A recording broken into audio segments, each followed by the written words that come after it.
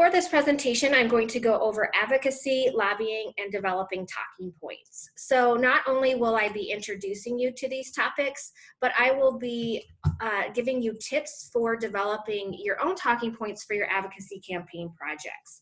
So by definition, it is the act of pleading or arguing in favor of something, such as a cause, policy, or interest.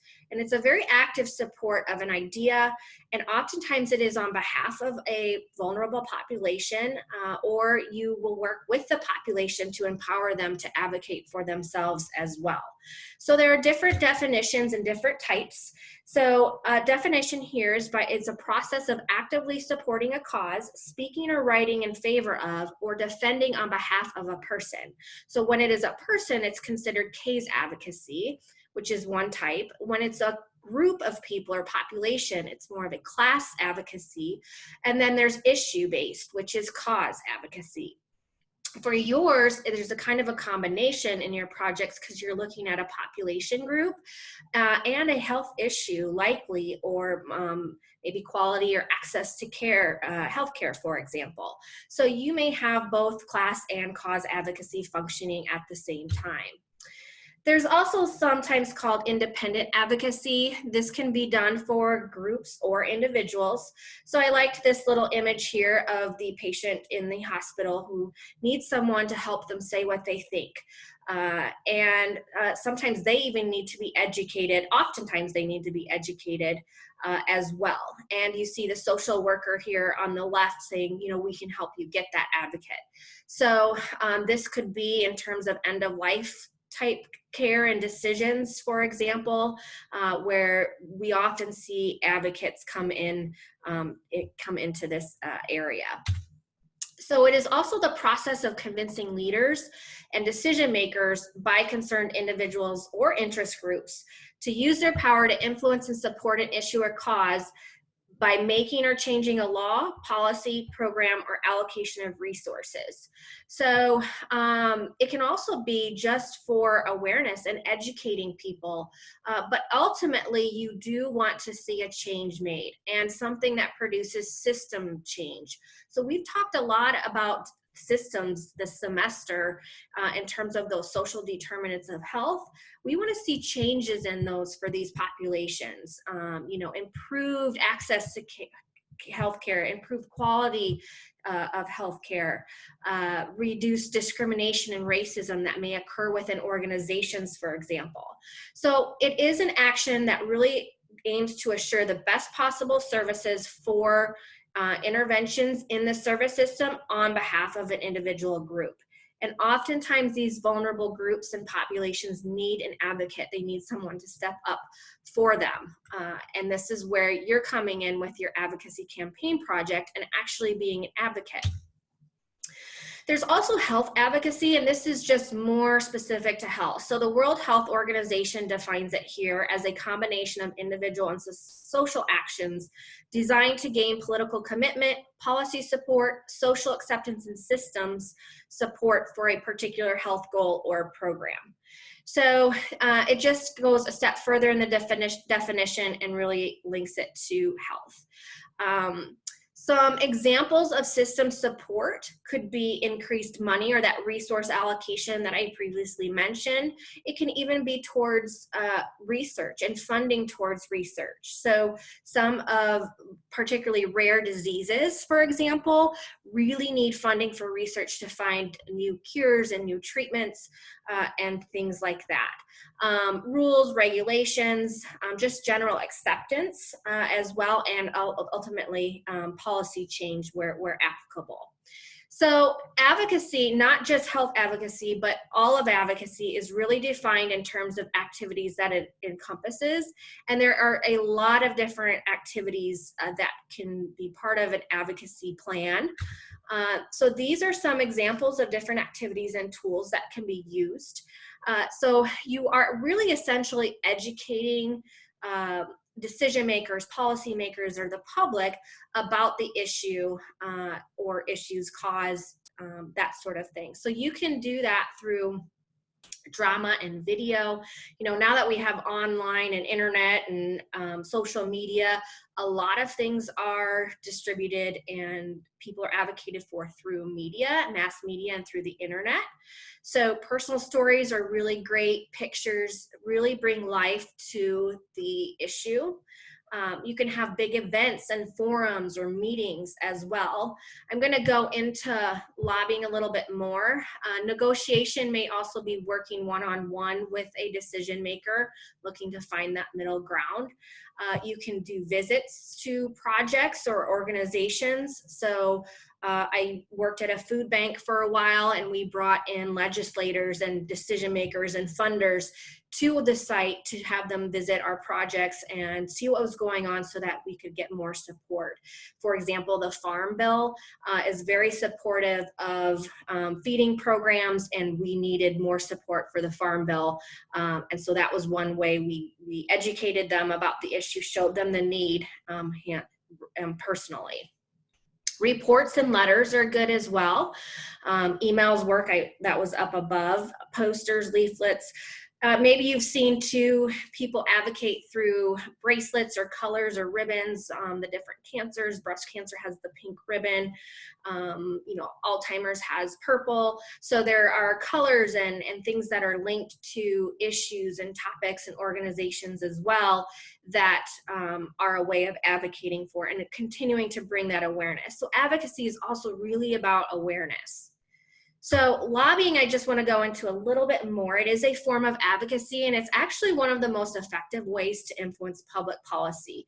So this is an activity, of an advocacy activity, but it is very specific to educating and influencing politicians or public officials about an issue. So I found this image below here. Usually you're not, I mean, you do want to, of course, educate the president, but oftentimes you're educating Congress and legislators because they're in that voting, they have the voting role and power there. But so different issues here, travel ban, affirmative action, because we got to get the president's support too. This is at the top, but again, it's legislators. But you got to remember, these people need information. They can't be an expert on everything, and legislators are representative of their communities and their populations, and so you educate them, they can then take it to the next level in the Congress, but advocate for what you've educated them on and provide them with those tools. So a good way to do that, of course, is developing a relationship with policymakers and decision makers. So I found this is from Maryland, but I liked how it just, the presentation of it, but these are some things that you can do to get your legislators to listen to you and to help develop a relationship. You can meet them in person, which is really great if you can get a meeting with them, and can be very, very effective. When you can't meet them in person, you can write them a letter, make a call, you can send emails, but sometimes they get lost. You can also get to know what they're interested about by signing up for their own emails. But oftentimes, legislators, policymakers, people that really have the power to make decisions don't always have a lot of time. So you need to be brief, you need to be educated, and you need to provide them with evidence-based information. So this is where talking points come in. And sometimes you really keep your talking points to maybe 3 or 4, and you really want to support those with multiple sources of evidence, personal stories, that type of thing. But for your project, I'm going to be looking for 6 to 8 talking points. They're not going to be quite as detailed if you're going to be speaking to a legislator, but I do want you to look for about 6 to 8 talking points for your projects. So when you're developing talking points for your project, but just in general, they should always support the overall advocacy goal. So whether you're educating someone or really asking for support, it needs to support the overall advocacy goal. So go back to the advocacy goal that you created for your campaign and make sure that you're that it supports that. So most of yours are really probably going to be about raising awareness and educating. And so it should not be too hard to have your talking points support that. But if they don't help with the goal, get rid of them and don't use them. So when I'm going to grade your projects, I'm going to be looking that they support your advocacy goal. Where possible, personalize your points.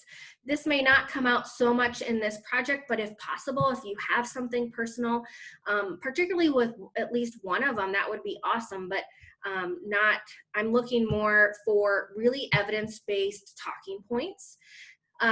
You want them to be specific. So this is another one that is good for you to know if you would become an advocate for an organization or a population really looking to change policy. You want to include the policy change, the exact number of the bill or regulation or amendment and whatnot. So the video online with the senator that got the CDC director to provide or allow coronavirus testing for all Americans.